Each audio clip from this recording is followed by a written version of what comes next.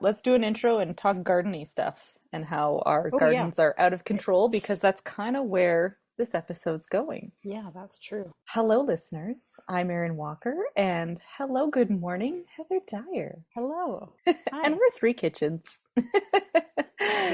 We're two kitchens Yeah. masquerading as three kitchens. And we were just chatting on here before we press that record button about our gardens and the things that are going crazy and the things that are doing really well. It's a limited number of things that are doing well, I have to say, in my garden. Well, it's not because I'm saying this just for me, maybe not Heather, and things do well not because I'm an expert, but because Oh, for whatever totally. reason this year it's decided to do well. Yeah, I don't know why it is. I got some good tomatoes and I've got lots of grapes on my vine. They're little and green right now, but they ripen later in the season. But Yes. there's quite a number when you get down. I love like peeking under it because it Mm, grows like crazy, and then you don't yeah. really know what's in there until you kind of peek around. And I love looking in there to see. Ooh, that's awesome. I don't Mm. think I've ever eaten a grape from your grapevine. You haven't? They're full of seeds. They're small, Yeah. purple. They're called Valiant grapes. Oh, okay. So they're not great as a table, like a table grape, but Right. I made syrup, grape like pancake syrup out of them last year, and we're Oh, still eating wow. it. It's really yummy. Oh, that's really cool. Hmm. Oh, I want to try some of those. Yeah, for sure. So another thing that is going wild in my garden, which I've told Heather about a few times, is my dill. And so I have these dill plants that volunteered themselves into this garden. You didn't plant those? I did not plant those, Heather. Oh. I can't remember if or when I actually planted dill or if these are just seeds that have blown in and propagated over time. Hmm. Dill will self-seed in our climate. So if you let it Hmm. mature and the flowers drop their seeds and then they'll just pop down in the soil and then next year, Look out. hello, more dill pops up. I have a ridiculous amount of dill. So it came up in the same spot where my garlic came up, and my garlic is nothing to write home about this year. Yeah, we've talked about that. We talked about this with our scapes episode, but my dill took over. And so Heather stopped by and was like, "Oh, wow, look at all your dill." And when I have too much of anything, I'm always like, "Hey, you want to take some with you?" And I said no, because I have no idea what to do with it. Yeah, I don't really cook with dill. Unless you're making pickles, which I've Yeah. actually never made dill pickles. I would Ooh. like to, but I'd have to buy the cucumbers or a big haul of carrots or something. Carrots and yellow beans are Ooh. my favorite pickle, I but love me a good pickled carrot that's got some spice in it mm, too, like some mm, chili or something in there. they're the best. Ooh. Well, since I have all this dill, maybe we'll come back and do some of that later. Or beets, pickled beets. But Love they don't those have too. dill, Oh, they don't? I don't even I know. don't I've think. never made them. No, I think Oh, their spice of choice is cloves, I believe. really? Oh, You put cloves in with your beets, if I'm remembering correctly. It's been a few interesting. years since I've done them. It's been a while since I've eaten them, actually. Nobody seems to be Yeah. making them and giving them to me. Like, that's Oh. when I get them. I don't buy them. I just, mhm. Pickling beets, I find, is one of the most onerous pickles because you have to cook the beets and then pickle them. And And cooking peel beets, them. and like you cook them whole, you peel them, you Yeah. chop them up, then whereas most pickles, like you make the brine, you pour it over, you put on the lid, you boil them up. It's kind Yeah. of quicker and easier. I find anytime I pickle beets, I'm like, oh yeah, this is why I don't pickle beets that often because it takes Hmm. so long. But back to the dill. Right. Okay. Sorry about that. That's Sidetrack. okay. Small rabbit trail.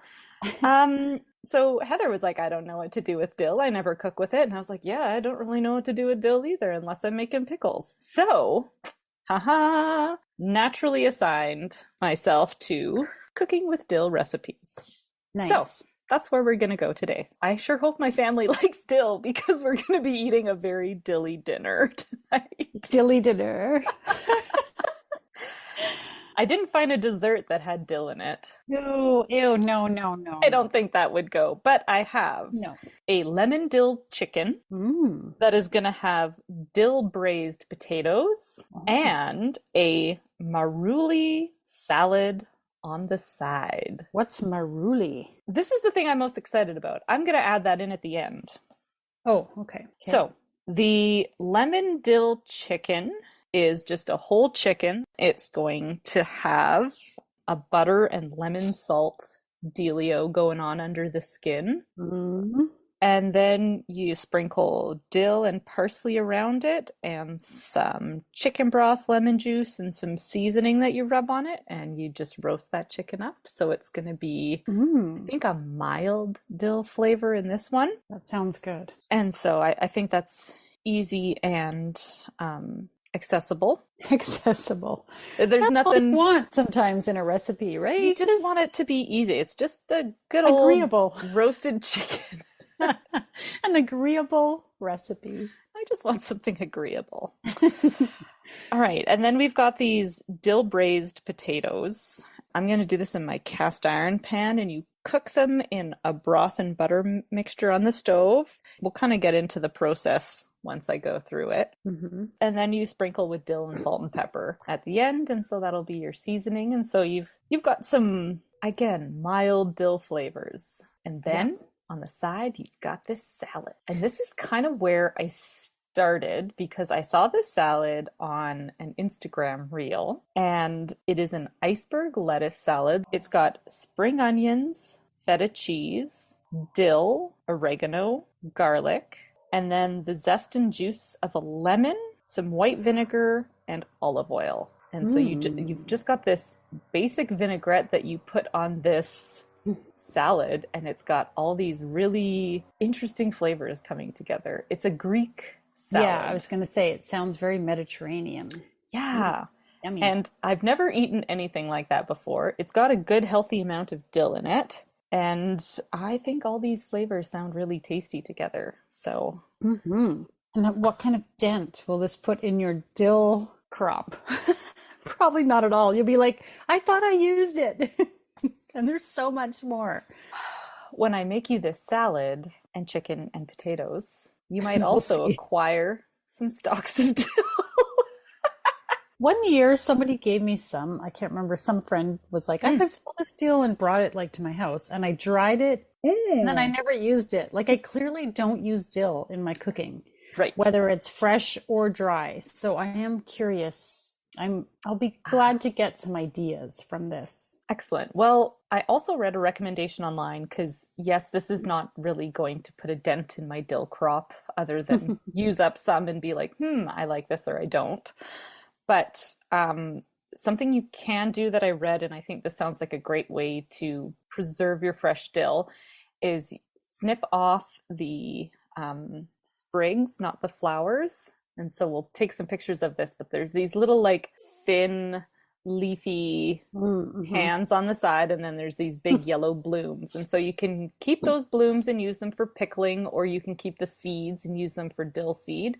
But we're going to use these sprigs on the side that are these little, I'm waving my hands around. You can't Yeah. see it because It's podcasting, Erin. I know.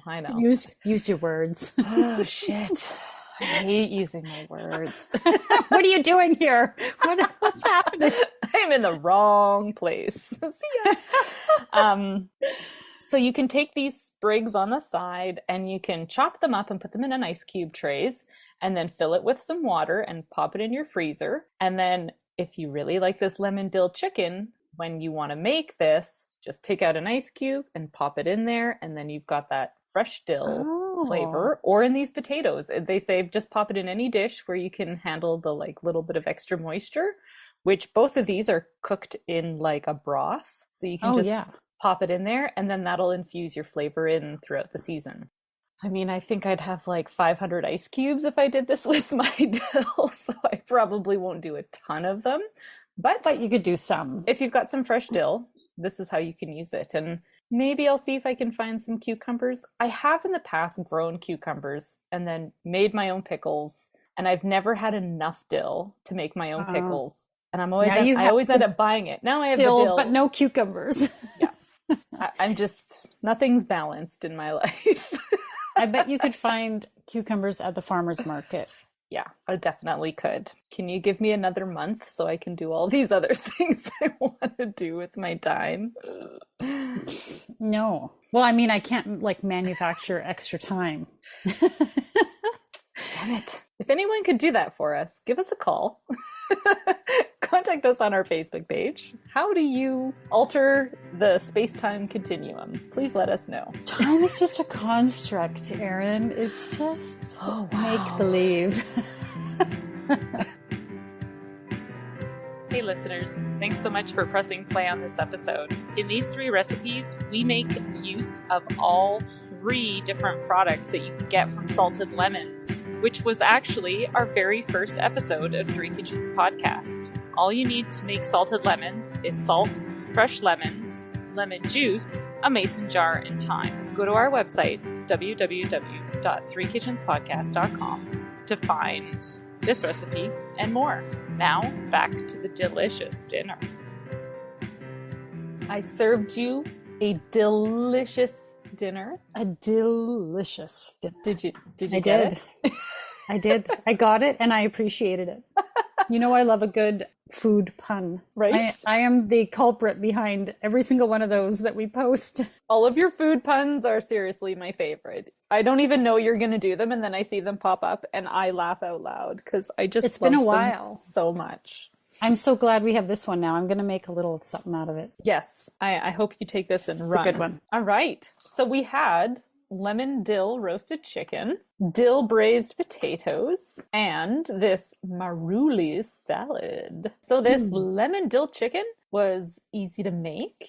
I made it in my chicken roasting pot. You have a specific chicken roasting pot? I have a chicken roasting pot. It was a giftie for me, I think for Christmas.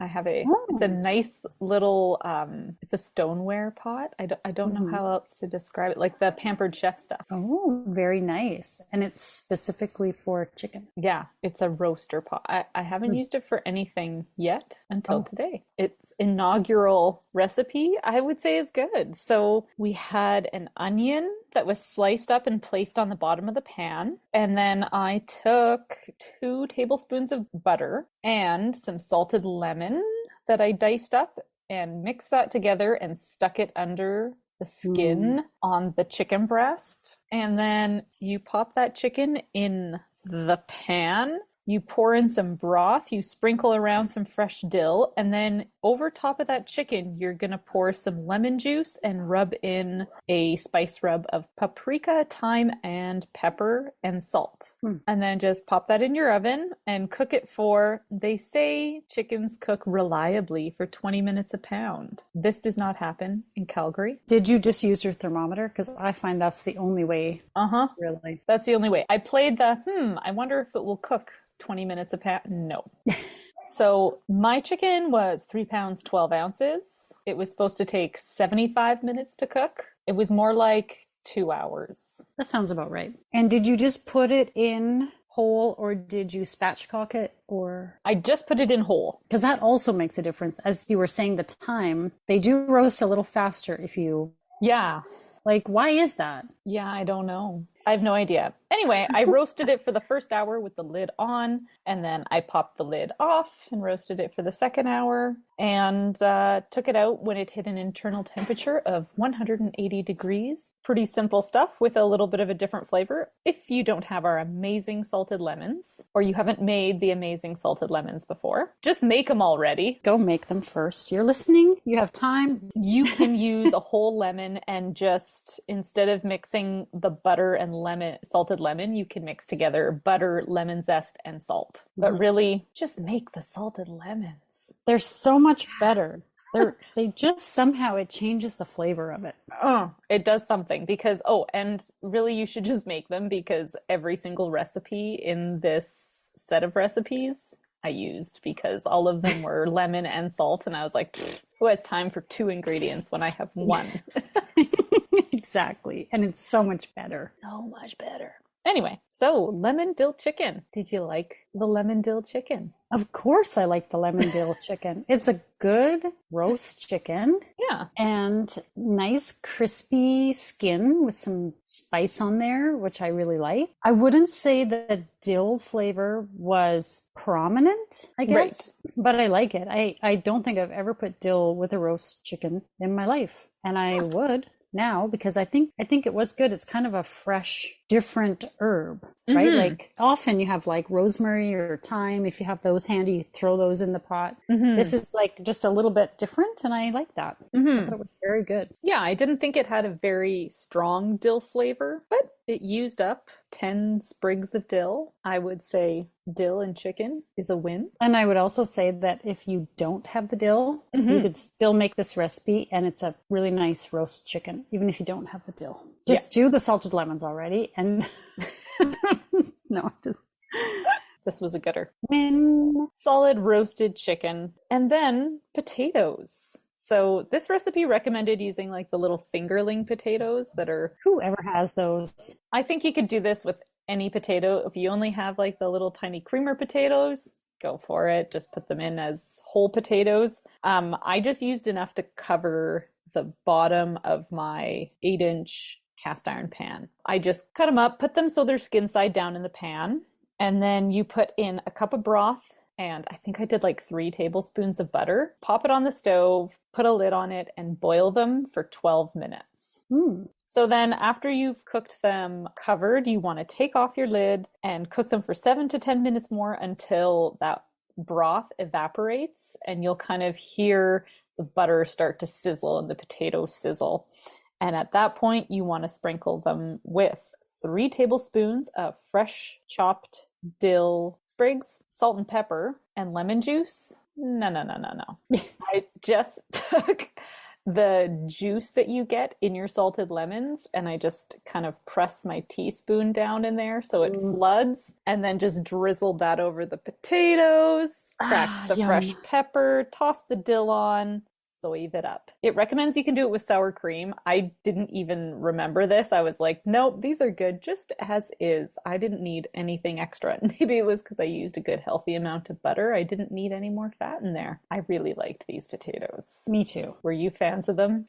I'm a fan. I've never cooked potatoes like this, and it was so fast and so easy to do. Yeah, it's an interesting way to make potatoes. I'd never heard of that method before. No, so I really enjoyed that, and I would do that again with all those flavors. There was lots of dill on there, but I didn't find it overwhelmingly dilly. I don't know. What was your feel on the dilliness? Dilliness. I wouldn't say overwhelming either, but I felt the dill came through a lot more with the potato than it had with the chicken. Right. So I thought they went nicely together because it wasn't like one note. The potato was a bit more of a dill flavor, I guess. Yeah, they complemented each other well, even though they were in the same spice category. Yeah, similar ingredients. And I think this would be good with the little tiny creamer potatoes, like because I think if you, after that first cook, if they've softened up a bit, if you take a glass and just press them down and kind of smash them a little bit, and pop this kind of seasoning on there and cook it up for that last little bit, I think this would be really good with that, and get maybe a better crisp on the bottom. Oh yeah, that would be good. I think you could do something yummy with this. So I'd like to try this method with a couple of other types of potatoes, but I tend to just use what I've got. But they're also good just boiled. I like boiled potatoes. I think because we grew up on them. Yeah. I like a boiled potato with butter and salt and pepper. So this kind of potato was like right up my alley. I like it. I love taking potatoes too the next day that have been cooked like this and just dicing them up and putting them in a frying pan and tossing a couple eggs in there and making like a hash. Oh, I love that. And if you've got like sausage or bacon and go with it. Yes, totally. You can never have too many potatoes. This would be great if you made this for dinner. Make a big pot of them. Yeah. And then we wrapped this all up with the salad. So this salad was a whole iceberg lettuce that I just cut into quarters and then sliced really thin so that you got little strips of lettuce. And then a bunch of spring onions, washed and then chopped up into little rings, a package. It was 185 grams of feta cheese, about a quarter cup of fresh dill sprigs. Thank you. God, that word is just not making it into my brain. Fresh dill sprigs that were diced up again, 3 tablespoons of dried oregano, and then that was all my ingredients for my salad. And then I made a vinaigrette with 2 cloves of garlic that were grated, the zest and juice of a lemon. This I actually did. A tablespoon of white wine vinegar, 4 tablespoons of olive oil, and then you were supposed to put in half a teaspoon of salt. So I dug my teaspoon down into my salted lemon jar and got like salt that doesn't dissolve at the bottom and tossed that into my jar, and then I let it sit so that salt would dissolve in the lemon juice, and then gave it a really good shake and let it sit for a bit, and then poured it over top of this salad and mixed it all together. The whole time making the salad, the smells of it, I was like, oh, this smells so good. I was surprised that it didn't seem overwhelmingly dilly to me, even though it was very dilly. I felt like the garlic in there was like, woo! The garlic, I think I could have toned that garlic down a little bit. Right? Even though I love garlic, but I was like, whoa! It was only 2 little cloves that I put into this dressing, and I ate this out in public because I had to take dinner on the go take my kid to his activity, and I was sitting there and I hadn't had dinner yet, and I cracked this open and I was like, oh my God, I should not be eating this in public. Everyone around me is gonna like give me a garlic bubble. Keeping the vampires away for sure. Oh, those were the people who left right away. Aha. Yeah, the garlic was really strong with this, but I really like the texture of the like shredded sort of lettuce. I've never had a salad that was quite like that. Yeah, it was kind of like a coleslaw almost. Yeah, except just lettuce. It was interesting and I liked it. I don't know. There's something about it. I was like, oh, this is so interesting. The texture of it is different. And of course, the cheese and everything, like it was really yummy. I just would have toned that garlic back just a little bit, even though I love garlic. And it's not like I cared who I was breathing on, but I still was like, just the flavor was a bit overwhelming. Yeah, it was very powerful. I'm glad the recipe recommended 3 cloves of garlic, and I remember, and I looked at it and I was like, that seems like a lot. And then I went in my garlic pot and I only had 2 left, and I was like, well, 2 it is. But still, I would go even down do to 1. Yeah. And I love the creative use of the salted lemons through all of this. It just makes me so happy. I used a little bit of all the lemon. Yeah.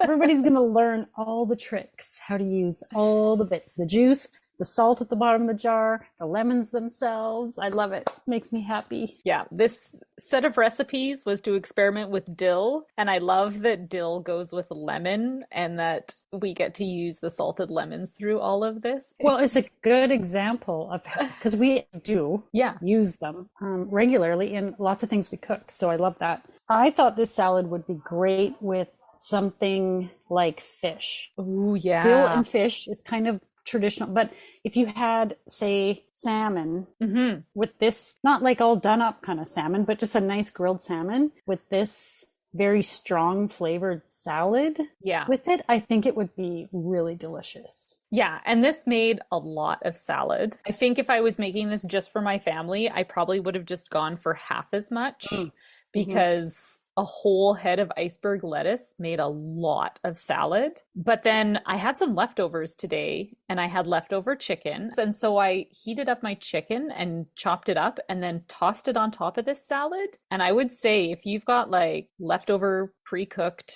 meat, like chicken, this makes a really good, like it's almost like a chicken Caesar salad, but it's chicken Marouli salad.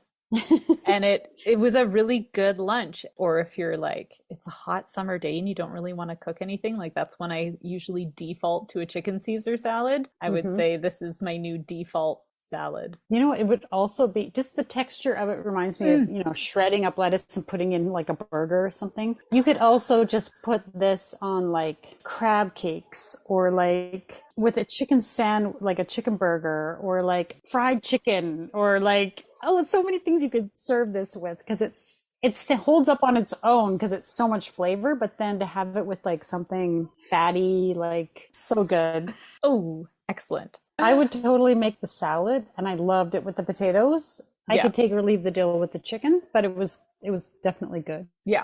I don't think the dill really added anything too much to the chicken. It just seemed like roasted chicken. The potatoes and the salad were definitely keepers. Yes. Thanks for listening, everybody. Thanks for helping me figure out something to do with my dill. I think this is going to be an annual salad that I make when my dill comes into season. I'll be here because one head of lettuce is too much for your family, so I'll be here to help you eat it. Done. And now for the fine print. Join us over on the socials, Facebook, Instagram, and YouTube, and on our website at threekitchenspodcast.com. Word of mouth is the #1 way people find a new podcast. And remember, when you like, follow, subscribe, and leave a review, it helps more people find us. Thank you so much for listening. We're strange. The world is strange. Yeah. Come be strange with us.